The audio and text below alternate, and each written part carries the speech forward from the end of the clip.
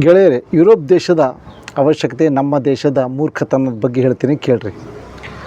ಅಲ್ಲಿ 8 ತಿಂಗಳು ಚಳಿ ಬೀಳುವ ಕಾರಣ ಸೂಟು ಬೂಟು ಹಾಕ್ಕೊಳ್ಳೋದು ಅವರ ಅವಶ್ಯಕತೆ. ಇಲ್ಲಿ ಸುಡು ಬಿಸಿಲಿನಲ್ಲಿ ಸೂಟು ಬೂಟು ಹಾಕ್ಕೊಂಡು ಮೆರವಣಿಗೆ ಮಾಡುವುದು ನಮ್ಮ ಮೂರ್ಖತನ. ಅಲ್ಲಿ ತಾಜಾ ತರಕಾರಿ ಸಿಗದ ಕಾರಣ ಕೆಟ್ಟು ಹೋಗಿರುವ ಮೈದಾದಿಂದ ಮಾಡಿರುವ ಪಿಜ್ಜಾ, ಬರ್ಗರು, ನೂಡಲ್ಸ್ ತಿನ್ನುವ ಅವರ ಅವಶ್ಯಕತೆ. ಇಲ್ಲಿ 56 ಬಗೆಯ ಬೆಳೆ ಇದ್ದರೂ ನಾವು 400 ರೂಪಾಯಿ ಕೊಟ್ಟು ಪಿಜ್ಜಾ ತಿನ್ನುವುದು ನಮ್ಮ ಮೂರ್ಖತನ.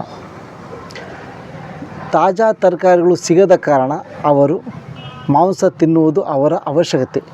ಇಲ್ಲಿ 56 ಬಗೆಯ ಬೆಳೆ ಇದ್ದರೂ ನಾವು ಮಾಂಸ ತಿನ್ನುವುದು ನಮ್ಮ ಮೂರ್ಖತನ. ಅಲ್ಲಿ ತಾಜಾ ತರಕಾರಿಗಳು ಸಿಗದ ಕಾರಣ ಫ್ರಿಜ್ನಲ್ಲಿಟ್ಟು ತಿನ್ನುತ್ತಾರೆ.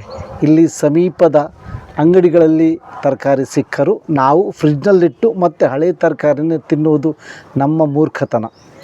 ಅಲ್ಲಿ ಲಸ್ಸಿ, ಶರಬತ್ತು ಅಥವಾ ಬೇರೆ ಯಾವುದೂ ಪಾನೀಯ ಸಿಗದ ಕಾರಣ ಅವರು ಕೂಲ್ ಡ್ರಿಂಕ್ಸ್ ಕುಡಿಯೋದು ಅವರ ಅವಶ್ಯಕತೆ.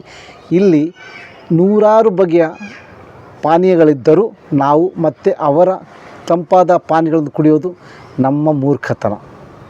ನಮ್ಮ ದೇಶದ ಸಂಸ್ಕೃತಿ ಮಹಾನಿದೆ, ಭಾರತೀಯ ಪರಂಪರೆದು. ನೀವು ಯೋಚನೆ ಮಾಡಿ ಗೆಳೆಯರೇ. ನಮಸ್ಕಾರ.